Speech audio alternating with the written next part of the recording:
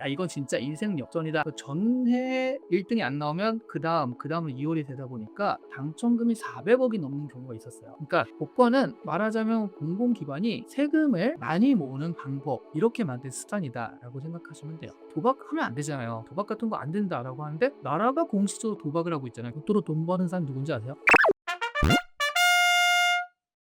지식 편의점에서 우리가 두 번째로 생각해 볼 건요. 여러분들 우리 앞에서 편의점 했잖아요. 편의점에서 제일 많이 파는 것 중에 하나입니다. 복권이죠. 사실 첫 번째는 담배예요. 제가 담배를 그렇게 좋아하진 않아서 복권인데, 복권하면 여러분 사본 적 있으세요? 복권? 뭐 사시는 분도 있고 복권 절대 안 사 이런 분도 있는데 저는 한 2년에 한 번 정도 사는 것 같아요. 그리고 요즘엔 그런데 옛날에는 그런 거 있어요. 정말 큰 돈이 걸렸다 이럴 경우가 있거든요. 미국 갔는데 그게 미국은 완전 확률도 굉장히 적어서, 그리고 누적이 많이 되거든요. 누적이 돼서 복권에 되면 1조 원 가까이 돈을 받게 되는 거. 눈이 이렇게 돌아가가지고 어디 하면서 막 이렇게 사보기도 했고, 한국 로또도요. 초창기 완전 초창기 땐 누적식이었거든요. 그 전해 1등이 안 나오면 그다음은 2월이 되다 보니까 당첨금이 400억이 넘는 경우가 있었어요. 이때도 산 기억이 있어요. 그러니까 야 이건 진짜 인생 역전이다 할 만한 그런 복권 있으면 사는데, 보통은 2년에 한 번씩 재미로 그런 정도 사는 것 같아요. 저는. 여러분 어떠신지 모르겠네요. 근데 복권의 역사는요, 제가 생각하기에는 그 인류랑 같이 있었을 것 같아요. 왜냐하면 여러분 우리도 그런 거 있잖아요. 그 월드컵에서 골 맞추기 3대1 해가지고 10명이서 뭐 3대1, 2대1 해가지고 맞춘 사람 가져가고, 내긴 내긴데 이것도 어떻게 생각하면 약간 복권이랑 한 거거든요. 그러니까 고대 사회에서도 이런 거 있잖아요. 막 그 과일 따오면 이거 누구 코에 붙이니 몰아주자 해가지고 막 이렇게 하지 않았을까, 그런 추첨 같은 게 있지 않았을까 하는 생각이 들긴 해요. 근데 이런 건 기록이 없으니까 알 수가 없고요. 대신 조금 남아있는 거는 로마 시대에 남아있다고 해요. 그러니까 네로나 아우구스투스 같은 황제가 재산이나 노예를 나눠주는데 이런 보표 뽑아가지고 나눠주었다라는 그런 얘기가 있고요. 중국에도 있어요. 기원전 2세기 때 또 추첨을 해가지고 복권형 게임을 하는 그런 게 있었다고 해요. 그때 이제 나라에서 돈을 모아서 그거 이제 군사비나 공공사업을 하는데 썼거든요. 근데 거기서 그냥 내라고 하면 안 내니까, 그러면 우리가 이렇게 하고 이 중에 반 정도는 니네가 가져 라는 식으로 했다라고 하죠.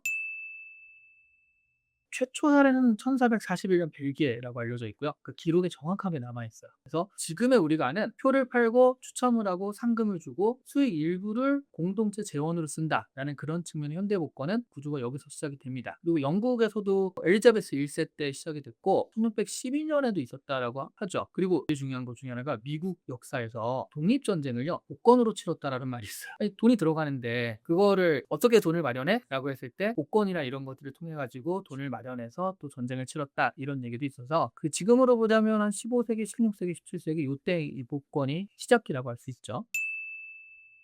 아니에요. 초창기엔 사적 복권도 굉장히 많았습니다. 대신 사적 복권을 진짜 야야 모여봐 내가 이거 했는데 라고 하면 정말 별의별 사기꾼들이 많잖아요. 그래서 사적 복권도 허락을 받아야 되긴 했어요. 근데 그냥 개인 사업자가 나 이런 거 어때요? 라고 하면 허가를 받으면 사적 복권도 있었다라고 생각하시면 되겠고요. 사적 복권 중에 제일 많았던 형태는 재산 처분용 복권이 있어요. 그러니까 유산 집행인이 이 유산을 그러니까 파는 거죠. 파는데 그거를 복권 형식으로 파는 거예요. 그 무슨 얘기냐면 이거 몇 년 전에 스코틀랜드 성이 복권 경품으로 나온 적이 있거든요. 그래서 성이 있는데 이런 것들을 그 당첨이 되면 이 성을 가져가. 근데 그거를 5파운드 정도에 팔아요. 그러면 실제로 이 성을 그냥 팔면은 돈이 얼마인데 이게 복권이 잘 되면 그 돈 이상으로도 벌 수 있거든요. 그래서 이 사람들이 도박을 한 거죠. 복권으로 하는 게 맞을지 아닐지 했는데 결과적으로는 그렇게 많이 벌지 못했다고 합니다. 근데 어쨌든 일반인 입장에서는 5파운드 내고 그 다음에 복권 이걸 받아가지고 당첨되면 성을 받는 그런 형식이 얼마 전에도 있긴 했었어요.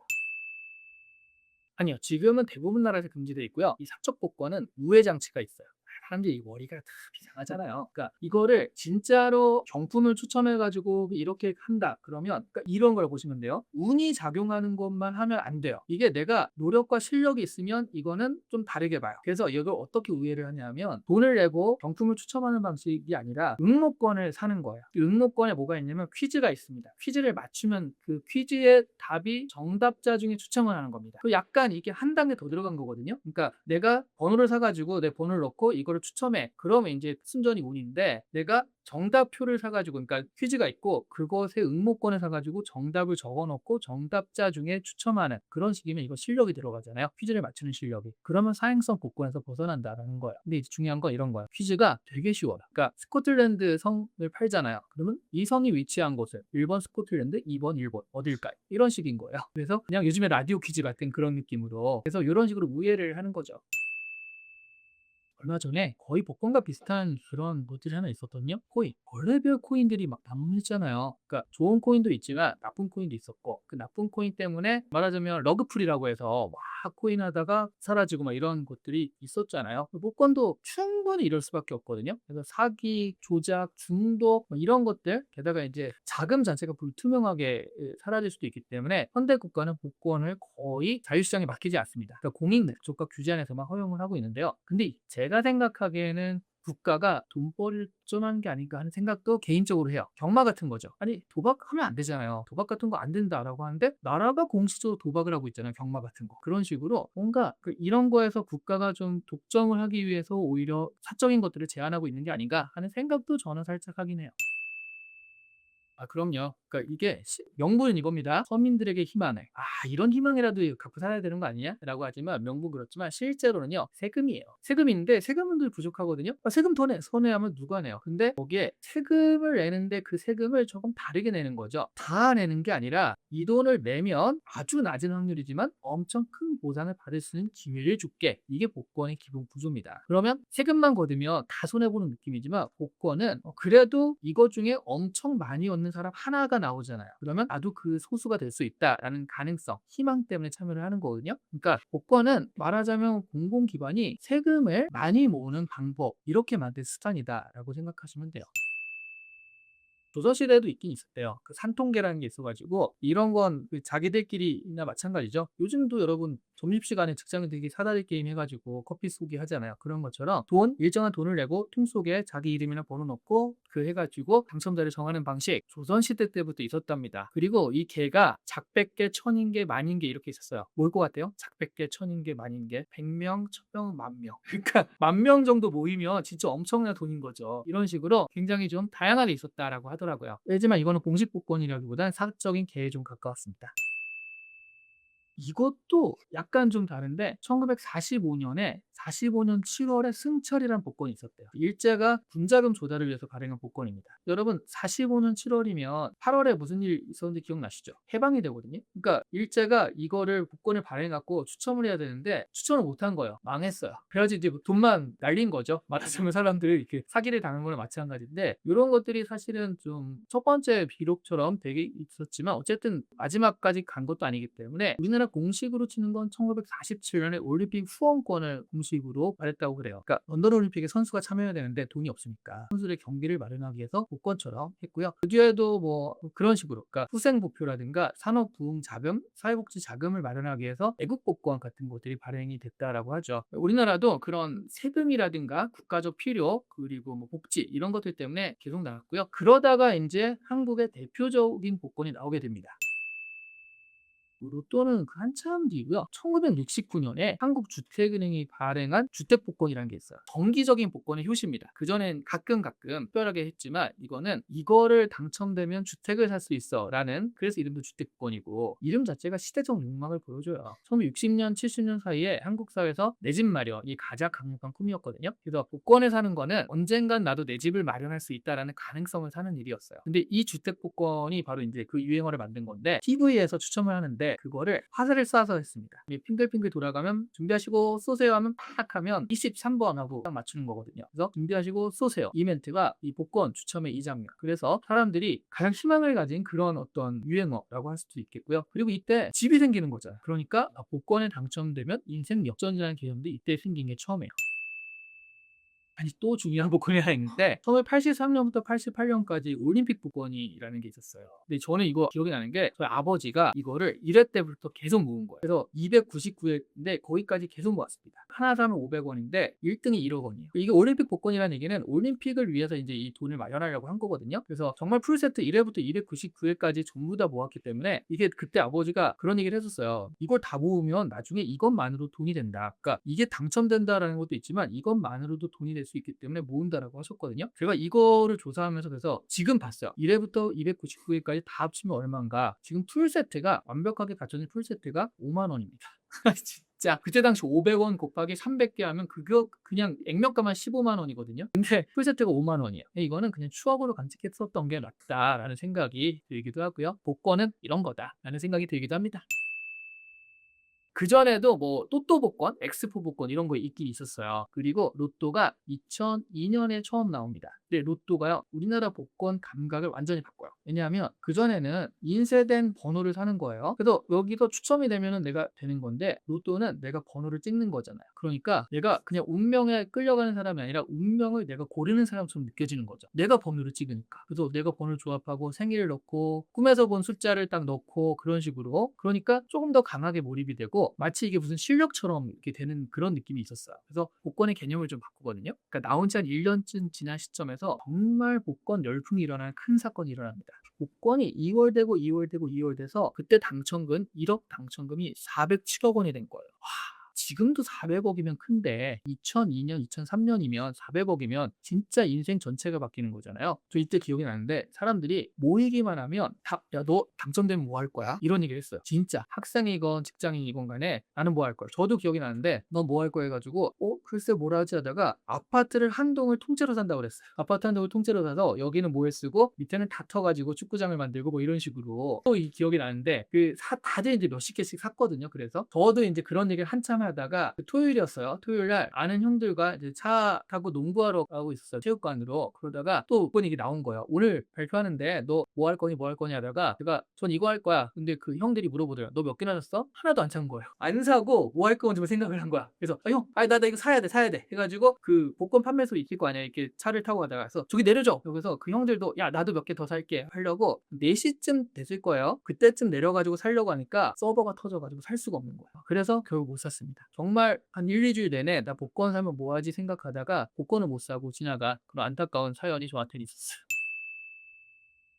그쵸. 그래서 인제 그러니까 이게 인생 역전이라는 개념은 많이 줄어들었고요. 또 이런 것도 있는 것 같아요. 그 옛날에는 어쨌든 로또 말고는 대안이 없었거든요. 갑자기 그런 돈이 어디서 생겨요. 근데 지난 10여 년간 뭐가 있었냐면 로또 복권보다 더 클 수 있는 자산 상승기가 있었습니다. 자, 대표적으로 이게 비트코인이에요. 비트코인의 2010년 5월에 피자데이라는 게 있거든요. 이게 뭐냐면 나젤로라는 그 개발자가 비트코인으로 처음으로 물건을 산 그 기념일이에요. 그래서 이 피자데이에 피자 2판으로, 그러니까 10,000비트코인으로 피자 2판을 삽니다. 실제로 피자 가게 받는 게 아닌데 얘가 어디에 올린 거예요. 내가 10,000비트코인 줄 테니까 대신 나한테 피자 2판 시켜줄 사람. 그러니 누가? 야, 그러면 뭐 내가 시켜줄게 라고 돈 이 사람이 지불하고 10,000비트코인을 준 거죠. 그럼 지금 10,000비트코인 있다고 생각해보세요. 피자 한 판이 지금 5,000비트코인인 거예요. 이때 기준으로요, 한 2,000원어치 샀잖아요. 지금 500억입니다. 근데 여러분 요즘에 복권 뭐 하면 로또 하면 5장에서 10,000원 사잖아요. 이거를 비트코인을 그때 샀으면 지금 2,500억 원이에요. 10,000원이면. 그러니까 이건 로또보다 더 하잖아요. 그러니까 이런 자산 상승기, 뭐 코인도 있었고 그러다 보니까 이게 복권 말고 다른 대안이 있었기 때문에 복권이 예전처럼 그렇게 이것만이다 라는 그런 개념은 좀 사라졌던 게 지난 10여 년간이 아닌가 싶어요.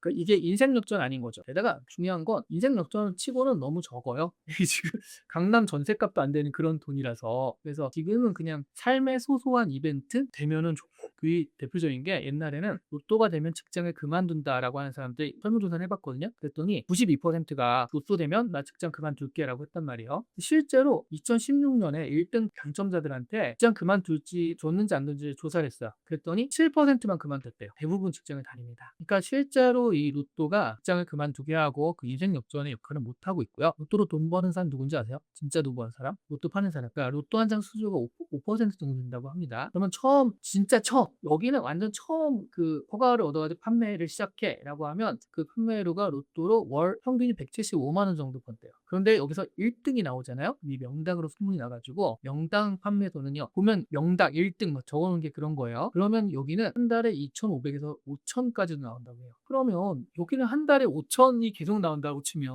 1년이면 6억이 되는데 또 10년 해봐요. 실제로 돈 버는 거는 하는데 흐름을 보이지만 다들 특히 복권 명당은 전부 다 알짜배기 부자들일 수 있다, 생각하시면 될 것 같아요. 뭐 정확하게 나와 있죠. 왜냐면 우리가 어렸을 때 순열 배우잖아요. 순열, 수열 그런 거 배우잖아요. 그러니까 45개의 숫자가 6개가 맞아야 되는 거예요. 그 중복이 없으니까 45C6 이걸 계산하면 돼요. 45 곱하기 44 곱하기 해가지고 6개 나누기 6 곱하기 4 5 곱하기 4 곱하기 이렇게 하면 되는데 계산해 보시면 814만 5,060까지 800만 분의 1 정도라고 생각하시면 됩니다. 그러니까 5등이 3개 번호 당첨돼야 되는 거거든요. 5등만 해도 45분의 1이에요. 그러니까 3% 정도밖에 안 되는 거죠. 근데 이게 번개 맞을 확률보다 적다라는 얘기 되게 많이 듣잖아요. 실제로 번개 맞을 확률이 미국 사람들이 번개를 많이 맞나 봐요. 평생에 번개 맞을 확률이 15,000분의 1입니다. 생각보다 많이 맞아요. 15,000명 중에 한 명이 평생에 가다 보면 한 번은 맞는다라는 얘기고 1년 안에 번개를 맞을 확률이 122만 분의 1. 근데 800만 분의 1보다는 적잖아요. 그러니까 이거 생각보다 번개는 많이 맞는다. 근데 반대 통계도 있어요. 우리가 로또가 자기가 당첨될 거라고 생각은 잘 안 하는데 비행기 사고가 굉장히 걱정되시는 분들 많잖아요. 비행기 사고로 죽을 확률은 1100만 분의 1이래요. 로또 당첨보다 어려운 거예요. 그래서 확률이 우리 생각과 좀 다르다라는 그런 느낌이 여기서 좀 나오는 것 같아요. 그래서 의심하는 거예요. 에이, 조작 있다. 아니, 엽서는 이렇게 어떻게 나와? 근데 생각해보시면 5천만 한국인이 다 이걸 샀어. 근데 800만 분의 1이야. 그러면 6분의 1 정도 돼야 되는 거 아니야? 라는 생각이 들죠. 그러니까 한 6명 정도 돼야 되는 거 아니야? 이런 생각이 드는데 근데 여기서 이제 함정이 있어요. 한 사람이 하나를 사는 게 아닙니다. 한 사람이 여러 개를 사거든요. 1,000원짜리 복권, 2,000원짜리 복권 몇 개를 사느냐의 문제인데 지금 평균을 보니까 한 회차에 1억 2천만 게임 정도가 팔린대요. 그런데 1억 2천만 게임을 814만 분의 1 확률을 나눠보면 14.7명이에요. 그러니까 거의 비슷한 거죠. 그러니까 15명 정도 되는 수가 이게 많은 게 아니라 딱 평균처럼 나온 거예요. 사서 당첨되면 몇십억 원, 10억 원, 20억 원, 안 되면 0원 이렇게 생각하니까 극악인데 근데 5등도 있고 4등도 있고 3등도 있잖아요. 이걸 기대값이란 개념을 좀 생각해 보셔야 돼요. 그러니까 확률이죠. 1등이 나올 확률, 돈은 얼마 곱하기 그 다음에 2등이 나올 확률, 돈은 얼마 하는 식으로 쭉 해보면 하나를 살 때마다 기대값이 얼마인지가 나오는데 그걸 계산해 보시면 한 500원 정도 돼요. 그러니까 내가 1,000원을 내고 뭐를 샀을 때 500원을 얻을 수가 있어요. 그러니까 마이너스 500원인 거죠. 근데 세금까지 떼면 거의 600원 나가는 거기 때문에 400원 정도 됩니다. 그러니까 내가 1,000원을 내고 샀을 때는 사실은 마이너스 600원이고 400원만 남는다 생각을 하고 사는 거죠.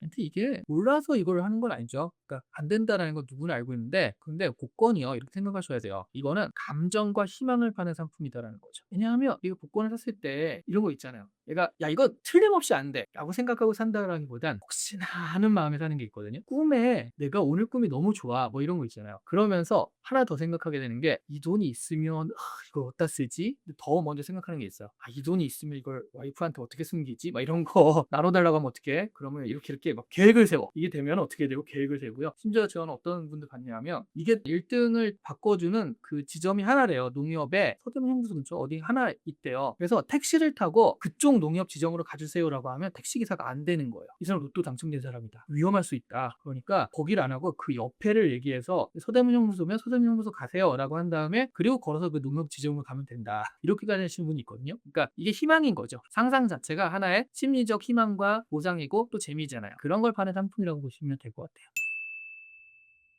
그게 이런 거죠. 그러니까 부자들은 불행할 거야라는 서민들의 희망 같은 거예요. 그러니까 예전에 두산에 회장가가 있잖아요. 그 중에 한 분이 또 SNS 활동 열심히 하시는 분인데 한 분이 어떤 SNS 올렸는데 뭐라고 올렸냐면 아니 드라마를 보면 재벌들이 그러니까 돈 많은 그 부자들이 다 집에서도 슈트빼 입고 그러고 있다는 거예요. 어떤 재벌이 그러냐? 내가 아는 사람들이 그런 사람 없다. 다 늘어진 티셔츠 입고 있고 다 체육복 입고 있고 그러고 쉰다 우리도 뭐 그런 식으로 올렸어요. 그러니까 약간 돈이 많으면 나는 많고 싶은데 그러지 못하니까 저 사람들은 불행할 거야라고 생각하는 그런 게 있다라는 거죠. 그래야지 마음의 위안이 되니까. 복권도 그런 도지순설 중에 하나라고 합니다. 그러니까 복권이 되면은 다 파산해. 아니에요. 그게 70% 정도가 파산했다라는 그런 수치가 떠도는데 그게 NEFE라는 데서 이게 나왔다라고 근거가 있는 것처럼 얘기를 해요. 그러다 보니까 NEFE, 그러니까 국제금융교육재단이거든요. 여기서 우리는 그런 거 발표한 적 없어라고 공식 부인을 하게 됐습니다. 그러니까 근거 없는 얘기. 이게 실제로 그런 사람들이 있을 수는 있지만 우리가 생각하는 것만큼 많지는 않고요. 그리고 실제로 그거를 또 미국 같은 경우는 워낙 많잖아요. 그러니까 이거를 한 번에 받는 사람도 있지만 연금처럼 나눠 받는 사람도 있거든요. 네, 그래서 70% 이런 식으로 그렇게 파산자가 많지는 않습니다. 복권은 복권을 사는 거죠. 복권을 사는 건데 거기에 희망을 가지냐 절망을 가지냐는 자기 선택인 거예요. 그 결정은 자기 자신이 하는 거고 야 이거 재밌다. 근데 여기에 내가 목숨 걸고 안 되면 죽어 이러면 이제 절망이 되는 거니까. 그래서 그걸 극단적으로 만드는 건 자기고 실제로는 도파민을 사는 것이다라고 생각을 하니까 이게 생활의 즐거움, 도파민이 잠깐 분출됐어. 그런 정도 생각하셔야지 해야지 목숨 걸고 하면은 이게 불행이 될 수밖에 없으니까 자기가 선택을 하는 거다라고 생각을 하시고 이왕이면 재미를 샀다라고 하셨다가 되면은 좋은 거잖아요. 그렇게 긍정으로 만드시는 게 좋다라는 거죠. 복권을 사는 건 좋습니다. 복권을 산 다음에 이게 되고 안 되고 일희일비하지 마라. 아니에요. 일희일비하는 게 재미니까. 그게 그 도파민 때문에 사는 거니까 그걸 빼면 안 되죠. 근데 복권만이 내 삶의 유일한 탈출구다라고 생각하시면 안 되는 거예요. 이건 인생 역전 한 방을 노리는 건데 여러분 많이 겪어보셨을 거예요. 테트리스에서 이게 쌓이다가 긴 막대 하나 나오기만을 기다렸다가 막 옆으로 쌓다가 결국엔 정말 필요할 땐 안 나오잖아요. 그래서 극단적으로 쌓다가 망하는 것과 비슷한 거거든요. 복권을 그런 식으로 생각하시면 안 돼요. 긴 막대가 나오긴 나오지만 이게 지금 내가 필요한 요거를 상정하고 뭔가 생활 계획을 세우시면 안 된다라는 거죠. 복권이 진짜 얼마나 어려웠잖아요. 여러분 손흥민은 다 아시잖아요. 월드 클래스 공격수잖아요. 우리나라 축구인이요. 조기 축구인 국가에 다 합치면 220만 명 정도 된대요. 그 손흥민은 그 중에 한 명인 거예요. 그러면 내가 지금 축구를 했을 때 손흥민이 될 확률은 220만 분의 1입니다. 근데 복권은 815만 분의 1이에요. 그러니까 손흥민이 되기 위해서 엄청 노력을 해야 되지만 사실은 그럼에도 불구하고 쉬운 건 아니잖아요. 근데 복권은 814만 분의 1인데 노력할 것도 없어요. 운이에요. 우리가 축구를 해서 손흥민이 될 가능성의 4배 정도 더 힘든 거예요. 이런 로또가 유일무이한 희망이 된다라고 한다면 그건 내가 축구를 시작했는데 메시가 되겠다라고 생각하는 거랑 비슷하다라는 거죠. 유일무이한 희망은 아니고 삶의 재미다라고 하시면 그럼 또 재밌게 이 복권을 즐기실 수 있지 않을까 싶어요. 일단 그거를 다 쓸 수는 없어요. 왜냐하면 그러다가 총 맞을 수도 있어. 실제로 한 반 정도 떼 가지고 재단이나 이런 걸 만들어서 나눠 주는 데 쓰고 나머지 같은 경우는 저는 좀 지식센터 같은 걸 만들면 좋지 않을까. 그러니까 사람들이 뭔가 배우고 그런 것들에 대해서 필요한 거는 자기가 필요한 건 돈을 내고 배웁니다. 뭐 이런 기술이 필요해, 엑셀이 필요해, 입시가 필요하고 한국사 시험이 필요해, 그럼 돈을 내서 배워서 그런 교육은 되게 잘 돼 있어요. 근데 사실 우리 삶을 바꾸는 인문학, 예를 들어 AI 같은 것들이 지금 너무나 많이 나타나는데 AI가 내주는 똑같은 결과물들 중에 다른 결과물을 내려면 나의 인문학적인 지식이 있어야지 그 결과물이 좀 달라지거든요. 인문학을 어디서 배워요? 그 맨날 진짜 동네 도서관 가가지고 인문학 강의 듣는데 그래서 인문학 강의 요즘 꽉꽉 차거든요. 근데 정말 좋은 인문학 강의 이런 것들을 좀 많이 들을 수 있는 그런 것들을 만들면 좋지 않을까. 그래서 뭐 그런 꿈을 지금 급조해서 한번 생각을 해봤는데 안 그러면 그 돈을 뭐 내가 다 쓰려면 못 쓰거든요. 그래서 저는 몇 조 원이 생기면 그렇게 쓰지 않을까 싶네요. 네, 이게 말하자면 우리가 지금 여러 가지 지식들이 있잖아요. 시한책방에 여러 가지 지식들, 재미들 이런 것들이 있는데 이 중에 어떤 게 여러분의 복권이 될지 몰라요. 그러니까 내가 이걸 알았는데 나중에 이게 나한테 되게 유용하게 쓰일 수 있거든요. 예전에 스티브 잡스가 그런 얘기를 했어요. 졸업 연설을 할 때 대학에서 캘리그라피 배웠다. 그게 70년대 막 이러니까 서체 이런 것들이 진짜 쓸데없다. 야, 너 이런 쓸데없는 거 왜? 라고 했는데 그때는 진짜 아무 생각 없이 재밌어서 배운 거고 이걸 없다 써야겠다 해서 전혀 안 했는데 나중에 이게 맥에서 컴퓨터를 만들잖아요. 그거를 만들 때 애플 컴퓨터를 만들 때 아름다운 서체를 만들 수 있었다. 그래서 이제 미적인 어떤 것들이 들어가기 시작을 했다라는 거예요. 그래서 내가 배웠던 것들이 삶의 어떤 영역에서 이게 연결돼 가지고 나한테 도움이 될지는 모른다. 지금부터 많은 경험들을 해라. 그런 얘기를 하더라고요. 그래서 지금 우리가 배우는 보는 여러 가지 지식들, 재미들 지금 재밌게 됐지만 이게 언제 여러분의 로또가 돼서 이렇게 될 줄 전혀 알 수가 없거든요. 그러니까 많이 갖고 계셨다가 나중에 이 지혜, 지식 이런 거 하나가 굉장히 큰 여러분의 로또가 되시기를 바랍니다. 자, 여러분 아무래도 이제 좀 시작이 됐는데 여러분 댓글들이 많을수록 좋잖아요. 그래서 댓글들 가운데서 저희한테 힘이 되는 저희한테 로또가 되는 그런 댓글들을 좀 보고 싶습니다. 희망을 주시는 댓글을 너무 일희일비에 야 좋다가 나빠 좋다가 나쁘다 그렇게 하지 마시고 희망이 되는 일희일비할 수 있는 그런 댓글들 많이 해주시면 좋겠고요. 그리고 또 여러분들도 이런 거는 그래도 좀 확률 높은 지식이다. 이런 걸 알아놓으면 좋다. 그런 지식들이 있으면 이런 거 해주세요 라고 요구를 하시면 저희가 그걸 보고서 다음에 또 그걸 반영할 수 있도록 하겠습니다. 서로 댓글로 힘을 주시면 저희도 힘을 내서 열심히 해볼게요.